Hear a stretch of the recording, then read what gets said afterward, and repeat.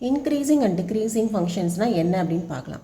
இப்போது ஒரு ஃபங்க்ஷனுக்கு வந்து நம்ம கிராஃப் வரையும் போது இந்த மாதிரி நம்ம போடுற கிராஃப் வந்து தொடர்ந்து இன்க்ரீசிங்லேயும் இருக்கலாம். அப்படி இல்லைன்னா இங்கே இந்த கொஞ்சம் தூரம் இன்க்ரீஸ் ஆகி ஒரு பாயிண்டில் ஸ்டாண்டர்டாக ஒரே பாயிண்டில் போயிட்டு திரும்ப இன்க்ரீஸ் ஆகுது. அதுக்கப்புறம் திரும்பவும் ஸ்டாண்டர்டாக ஒரே பாயிண்டில் போய் அதுக்கப்புறம் இன்க்ரீஸ் ஆகுது. ஸோ இது ரெண்டையும் கம்பேர் பண்ணிங்கன்னா இதில் தொடர்ந்து இன்க்ரீஸ் ஆகிக்கிட்டே இருக்கிறதுனால இதை ஸ்ட்ரிக்ட்லி இன்க்ரீசிங் ஃபங்க்ஷன் அப்படின்னு சொல்லலாம்.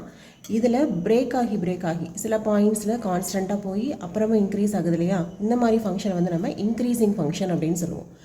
இதே மாதிரி தான் டிக்ரீசிங் ஃபங்க்ஷனே எடுத்துக்கிட்டிங்க அப்படின்னு சொன்னால் இப்போ இந்த கிராஃப் வந்து கண்டினியூஸாக டிக்ரீஸ் ஆகிக்கிட்டே இருக்குது, ஒரு பாயிண்ட்லேயும் குறைஞ்சிக்கிட்டே இருக்குது. ஸோ இதை வந்து நம்ம ஸ்ட்ரிக்ட்லி டிக்ரீசிங் ஃபங்க்ஷன் அப்படின்னு சொல்லுவோம். இந்த கிராஃப் எடுத்துக்கிட்டிங்கன்னா ஒரு டிக்ரீஸ் ஆகிக்கிட்டே இருக்குது, சில பாயிண்ட்ஸில் அப்படியே கான்ஸ்டண்ட்டாக கொஞ்சம் நேரம் அப்படியே ஸ்டடியாக இருந்து அப்புறம் டிக்ரீஸ் ஆகுது. ஸோ இந்த மாதிரி பிரேக் ஆகி டிக்ரீஸ் ஆகிற ஃபங்க்ஷனை நம்ம டிக்ரீசிங் ஃபங்க்ஷன் அப்படின்னு சொல்லணும். நெக்ஸ்ட்டு கான்ஸ்டன்ட் ஃபங்க்ஷன் அப்படின்னா என்னென்னு பார்க்கலாம்.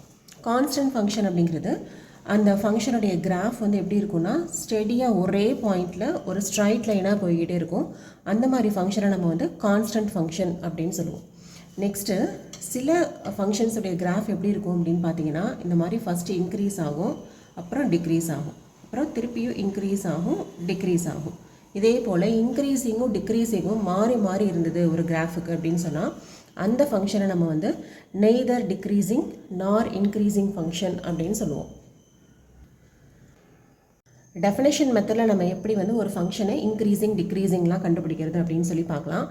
எஃப் ஆஃப் எக்ஸ்ன்னு சொல்லி ஒரு ஃபங்க்ஷன் கொடுத்துருந்தாங்கன்னா ஃபஸ்ட்டு நம்ம அதுக்கு ஃபஸ்ட்டு டெரிவேட்டிவ் அதாவது எஃப் டேஷ் ஆஃப் எக்ஸ் வந்து ஃபைண்ட் அவுட் பண்ணணும். அந்த F dash of X greater than or equal to 0ன்னு இருந்தால் அது இன்க்ரீசிங் ஃபங்க்ஷன். கிரேட்டர் தென் 0வாக மட்டும்தான் இருக்கணும் அப்படின்ற கண்டிஷனுங்கிறது ஸ்ட்ரிக்ட்லி இன்க்ரீசிங். இங்கே ஈக்குவல் டு சிம்பிள் வராது. அதே போல் ஒரு எஃப் டேஷ் ஆஃப் எக்ஸ் வந்து லெஸ் தெனாகவும் இருக்கலாம், ஈக்குவல் டு 0வாகவும் இருக்கலாங்கும் போது டிக்ரீசிங் ஃபங்க்ஷன்னு சொல்லுவோம். அதுவே லெஸ் தென் 0 மட்டும்தான் அப்படிங்கும்போது அது ஸ்ட்ரிக்ட்லி டிக்ரீசிங். அதுவே எஃப் டேஷ் வந்து 0க்கு ஈக்குவலாக இருந்தது அப்படின்னு சொன்னால் அதை வந்து நம்ம கான்ஸ்டன்ட் ஃபங்க்ஷன் அப்படின்னு சொல்லுவோம். தேங்க்யூ.